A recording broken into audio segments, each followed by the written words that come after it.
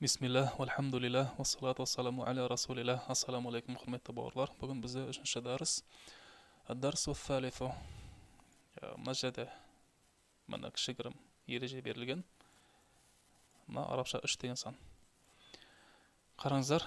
Байтун әл-байту. Не байқадық? Мына егер де сөзге ешнәрсе жалғанбаса, байтун танвинге аяқталады. Ал алифлам жалғанса, әл-байту. Танвин түсіп қалады, жай ғана дамманың өзі қалады. Әл-байту. Енді бұл алифлам ағылшын тіліндегі белгілі артикль секілді. В деген. Дәл сондай. Бұл жерде нақты бір үй жайында айтылған. Ал байтун деген кез келген үй. Белгісіз. Одан бөлек арабша сөйлемдер белгілі артикльмен басталады. Бастауыш араб тілінде сөйлемнің басында келеді және белгілі артикльмен тұрады. Байтун әл-байту. Түсінікті. Кез келген үй белгілі үй. Және мына жерде байтун алифлам болмаса, алифлам жалғанса әл-байту. Китабун әл-китабу. Қаламун әл-қаламу. Джамалун әл-джамалу. Үй, кітап, қалам, түйе. Енді біз айттық, жаңа араб тіліндегі сөйлем бастауыш, ол белгілі болады. Баяндауышта тұрған сөз. Бұл белгісіз, алифламсыз келеді. Міне мынау толық мағыналы сөйлем. Әл-қаламу максурун, қалам сынық. Енді келесі. Әл-қаламу максурун, қалам сынық. Міне суретте тұр. Келесі әл-бабу мафтухун, есік ашық. Мафтухун деген ашық. Мифтах деген кілт. Екеуін шатастырмаңыздар. Мифтахун кілт, мафтухун ашық. Міне, есік ашық. Әл-валаду джалисун. Бала отыр. Сөзбесіз аударатын болсақ, отырушы. Мағынасы бала отыр. Вәл-мударрису вақифун. Ал оқытушы тұр. Тұрып тұр. Келесі. Мына жерде міне жаңа сөздер берілген арасында бірден түртіп отырыңыздар. Әл-китабу жадидун, вәл-қаламу қадимун. Кітап жаңа, ал қалам ескі. Жадидун жаңа деген сөз, қадимун ескі. Бірден осын сөздігіңізге жазып отырыңыздар. Кейін жаттап отырсыңыздар. Әл-химару сағирун, вәл-хисану кабирун. Есек кішкентай, ал айғыр үлкен. Немесе әл-химару сағирун, екінші сөйлем әл-химару сағирун, сағирун кішкентай. Вала хисану кабирун, кабирун үлкен. Кішкентай үлкен. Үшінші сөйлем әл-курсию максурун. Орындық сынық. Максурун деген сөз сынық. Әл-курсию орындық. Әл-миндилу васихун. Қол орамал немесе салфетка. Бұл жерде міне. Әл-миндилу васихун. Қол орамал кір. Васихун деген кір деген сөз. Әл-мау баридун. Су салқын. Әл-қамару джамилун. Ай әдемі. Әл-байту қарибун. Вәл-масджиду баидун. Үй жақын орналасқан. Үй жақын, ал мешіт алыс. Қарибун жақын, баидун алыс. Джамилун әдемі, баридун салқын. Салқын мұздай деген мағынасы бар. Әл-хаджару фақилун. Вәл-варақу хафифун. Тас фақилун ауыр, ал қағаз немесе парақ жеңіл. Келесі 9-шы сөйлем. Әл-лабану харрун. Сүт ыстық. 10-шы сөйлем. Әл-қамису назифун. Көйлек таза. Васихун кір, назифун таза. Фақилун ауыр, хафифун жеңіл. Харрун ыстық, баридун салқын мұздай. Тамарин жаттығулар. Бірінші жаттығу. Иқра уактуб мa'адоб тавахирил калимат. Сөздердің соңғы харекеттерін қойып, жаз және оқы дейді. Мына жерде міне ең алғашқы өткен міне кішігірім ереже, алифлам келетін болса, жалғанатын болса, танвин түсіп қалады, жай ғана харекеттің өзі болады. Мына жерде соған мән беріп оқимыз. Алифлам жоқ, сол себепті масджидун. Әл-масджиду мешіт. Әл-мау маун. Су. Әл-байту үй. Бабун есік, қаламун, әл-қаламу қалам, Әл-кәлбу, кәлбун, ит. Қамисун, көйлек. Валадун, бала. Әл-хаджару, тас. Әл-валаду, бала. Химарун, әл-химару, есек. Әл-хисану, хисанун, жылқы. Иқра вактуб, оқы және жаз. Мына жерде мына харекетсіз берілген. Мына сөздерді жаттап отырсыңыздар барынша оқылумен бірге. Енді мына жақта харекетсіз оқып отырсамыз. Әл-мактабу максурун, парта сынық. Әл-мударрису жадидун, оқытушы жаңа. Яғни жұмысқа жаңадан тұрған кісі деген сөзі. Әл-қамису васихун, көйлек кір. Әл-лабану баридун, сүт салқын. Әл-масджиду мафтухун, мешіт ашық. Әл-хаджару кабирун, тас үлкен. Әл-лабану баридун, вәл-мау харрун, сүт салқын, ал су ыстық. Әл-мухандису джалисун, вәл-мударрису вақифун, инженер отыр, ал оқытушы тұр. Әл-қамару баидун, ай алыс. Әл-миндилу назифун, қол орамал таза. Келесі мына үшінші жаттығу. Имла ил-фараг фима яли бивад'ил калиматил мунасибати минал калимати талияти. Бос орындарды, келесі келген бос орындарға мына сөздердің ішінен сәйкес сөзді қойып толықтырыңыз дейді. Бос орындарға мына сөздердің ішінен сәйкесін таңдап қойып шығамыз. Әл-хаджару, мысалға нақта қандай сөздер бар? Джамилун, васихун, мафтухун, харрун, фақилун, хафифун. Джамилун әдемі, васихун кір, мафтухун ашық, харрун ыстық, фақилун ауыр, хафифун жеңіл. Енді әл-хаджару дегеніміз тас, тас қандай болуы мүмкін мына сөздердің ішіне қайсы сәйкес келеді? Ауыр, әл-хаджару фақилун, тас ауыр. Мына сөз кетті. Келесі екінші сөз. Әл-бабу есік, міне мафтухун, есік ашық. Әл-бабу мафтухун. Үшіншісі әл-қамару, әл-қамару джамилун десек болады, ай әдемі. Әл-варақу хафифун, парақ жеңіл, қағаз жеңіл. Әл-варақу хафифун. 5. Әл-миндилу, мына жерде міне васихун, қол орамал кір. Әл-лабану харрун, сүт ыстық. Келесі төртінші жаттығу. Имла ил-фараг фима яли бивад'i калиматин мунасибатин. Келесі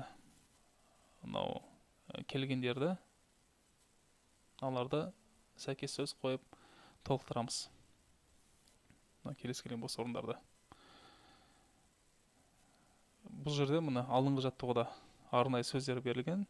Алдын ала мына жақта ешқандай сөз берілмеген, өзіміз қойып шығамыз. Назифун, мысалы таза. Не таза болуы мүмкін? Мысалы айтамыз. Әл-қамису назифун, Қамисун назифун демейміз, сөйлем болу үшін әл-қамису назифун, көйлек таза. Бізде міне сөйлем басында келсе сөз, ол алиф-ламмен болады. Әл-қамису назифун, көйлек таза. Екіншісі максурун, сынық. Әл-қаламу максурун, қалам сынық. Баридун, мысалға әл-мау баридун, су салқын. Әл-байту қарибун, үй жақын. Мына жерде мысалға әл-масджиду баидун, мешіт алыс. Әл-мударрису вақифун, оқытушы тұр. Әл-валаду джалисун, бала отыр. Мына жерде міне әл-хисану кабирун, жылқы үлкен. Мына жақта әл-китабу қадимун, кітап ескі. Мысалға ат-талибу жадидун, оқушы жаңадан келген оқушы. Келесі әл-калиматул жадида, жаңа сөздер. Әл-қамару, мына жаңа сөздер жаттап алыңыздар. Әл-қамару ай, жадидун, жаңа, қадимун ескі, васихун кір, назифун таза. Харрун ыстық, баридун салқын. Сағирун кішкентай, кабирун үлкен. Мафтухун ашық, максурун сынық. Фақилун ауыр, хафифун жеңіл. Джамилун әдемі, вақифун тұр, жалисун отыр. Мына жаңа сөздер. Келесі наджимун жұлдыз, Мына жерде әл-наджму демейміз, егер тәжвид өткен болсаңыз. Бұл жерде ан-наджму шамсия қағидасы бар. Ан-наджму ражулун ар-ражулу. Әл-ражулу деп бөліп оқымаймыз. Ар-ражулу дикун ад-дику талибун ат-талибу. Бұл тәжвидтен өтілетін тақырып шамсия қамария деген. Бұл жерде осы шамсия қағидасы.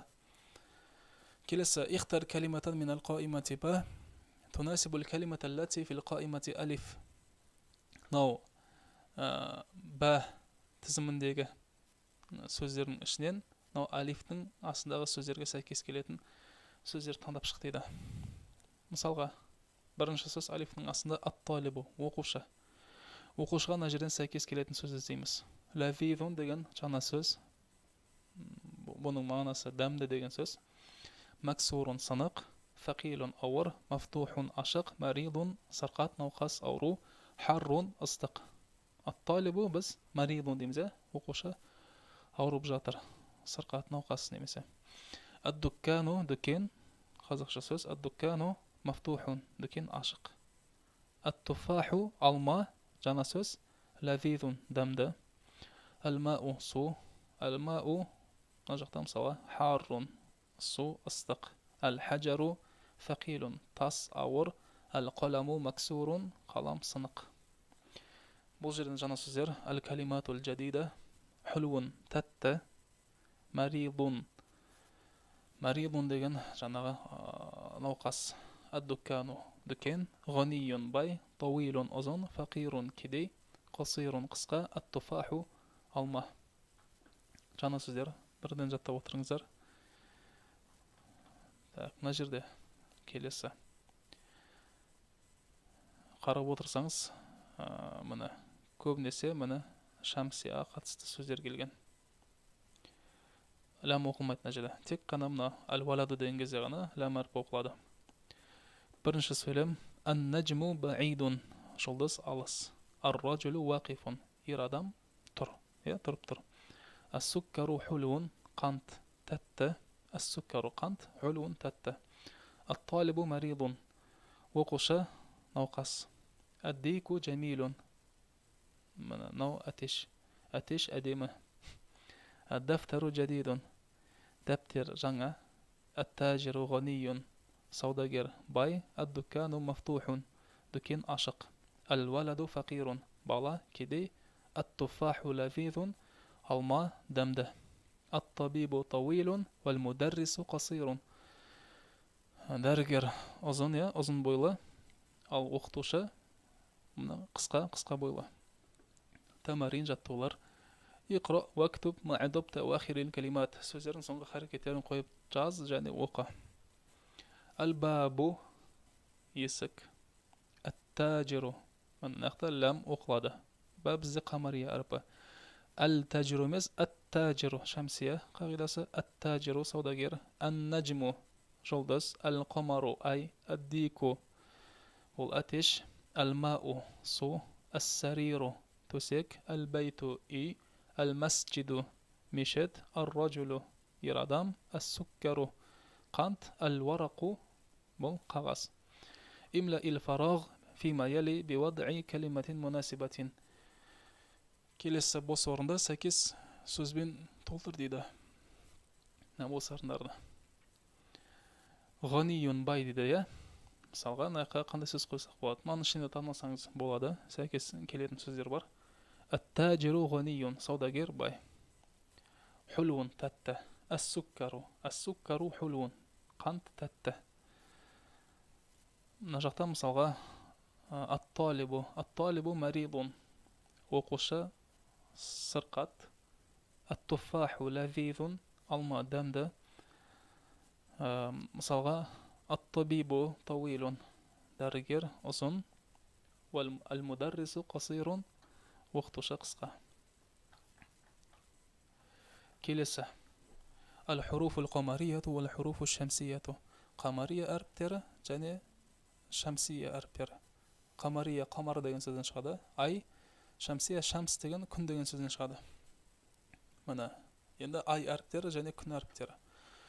Бұл жерде қағида, мынау алиф ләмге қатысты. Алиф ләм деген белгілі артикльге қатысты. Бұл алиф ләмдегі ләмнің оқылатын кезі болады, және оқылмай келесі әріпке ауысып кететін кезі болады. Мысалы қараңыздар, әл-қомару ләм анық оқылады. Құран кәрімде арабшаны кітаптарда, арабша мәтіндерде бұндай белгі сізге көрсетілмеуі мүмкін, бірақ Құран кәрім оқысаңыз, мынау ләмнің үстінде сукун тұрады. Бұл одан кейін қамария әрпі келді деген сөз. Ал дәл сол Құранда мына ләмнің үстінде сукун болмай келесі әріп шаддалы болатын болса, бұл жерде ләм әрпі оқылмай бірден келесі әріпке өтіп кететін деген сөз. Әш-шәмсу, әл-шәмсу емес, әш-шәмсу. Сосын қарап отырсаңыз, байқасаңыз, мына жерде екі жұлдыздың сурет тұр. Бұны кейбір кісілер былай түсіндіреді. Алиф ләм, мынау ләм әрпі жұлдыз секілді. Енді жұлдыз қай кезде көрінеді? Аймен бірге көрінеді. Ай болған кезде жұлдыз көрінеді. Ал күн шыққан кезде жұлдыздар көрінбей қалады. Дәл сол секілді. Мынау шәмс деген күн әрпі, олардың барлығы күн әріптері. Осы бұлар жұлдызбен қатар бірге көрінбейді. Жұлдыз күн бар кезде, күн шыққан кезде жұлдыз көрінбейді. Сол себепті ләм оқылмайды. Мына жақта ай әріптері, мына ай көрінетін кезде жұлдыздар да көрінеді. Сол себепті ләм әрпі анық оқылады. Осылай түсіндіреді кейбір кісілер. Енді мына әріптерді қалай жаттасақ болады? Қамария әріптері, бұлар көбінесе ауызбен, ерінмен, тамақпен айтылатын әріптер. Ал шәмсия әріптері бұл тілдің ұшымен, тіспен, көбінесе тілдің ұшымен және тілдің ұшының тістің арасынан шығуымен айтылатын әріптер. Тілдің ұшына қатысты әріптер. Мына жерде ерін мен тамақтың әріптері. Мысалы алиф, ә деген тамақтан айтылады. Бә ерін мен, жим, ха, хо, айн, ғойн тамақпен айтылатын әріптер. Фә, ерін мен, қауф, тамақпен, кәф, бұл да жаңа ауызбен айтылатын әріп, тілдің ұшымен емес. Мысалы мим әрпі ерін мен, вау ерін мен, ха тамақпен деген секілді. Ал мына жақта мұны қараңыз. Тә, фә, дәл, вәл, фә, вәл, ро, ло деген әріптер. Бұл әріптердің барлығы тілдің ұшының жұмыс істеуімен тілдің ұшы арқылы шығатын әріптер. Осы жаттасақ болады. Мына жақта 14 әріп, мына жақта 14 әріп. Енді мына берілген сөздерді оқуға кірісейік. Бірінші қамариядан бастаймыз.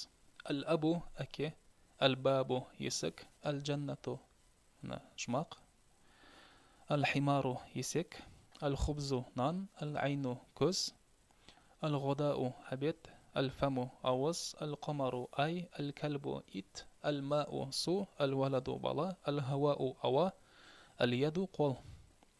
Әт-тәджиру саудагер, әт-тәубу киім, әт-дику әтеш, әт-зәхабу алтын, әр-раджулу ер адам, әз-зәхарату гүл, әс-сәмәку балық, әш-шәмсу күн, әс-садру кеуде, жүрек дегенде мағынасы бар. Ад-дойфу қонақ, ат-талибу бұл оқушы, ал-лахру арқа, әл-ләхму ет, ән-нәжму жұлдыз. Енді мына жерде тәмрин жаттығу. Иқраил калиматил атия вактубха мурағиян қауаида нутқил хуруфил қамарияти ва шәмсия. Келген сөздерді оқы, және оларда қамария мен шәмсия әріптерінің оқылу ережесін сақтай отырып жаз дейді. Мына жерде қай жерде қамария, қай жерде шәмсия, соны өзіңіз анықтап, әріптерге қарап оқисыз, кейін жазасыз. Әл-бәйту үй, әд-дику ләм оқылмайды. Әд-дику әтеш, әл-мударрису оқытушы, әл-бәбу есік, әт-талибу оқушы, әс-суккару қант, әд-дафтару дәптер, әл-әху бауыр, әр-расулу елші, әл-вәджху жаңа сөз, бет, жүз, әс-садиқу дос, әл-құр'ану құран, әс-салату намаз, әл-кәъбату қағба, әр-расу бас, әл-исбау саусақ, әс-сабуну өтір бол керек, сабын, әл-зуфру тырнақ, әл-фәжру таң, ал-зухру түс. Намаз уақыттарына қатысты уақыттар. Әл-асру, әл-мағрибу, әл-ишау. Осымен міне үшінші дәрісіміз аяқталды. Ассаламу алейкум ва рахматуллахи ва баракатух.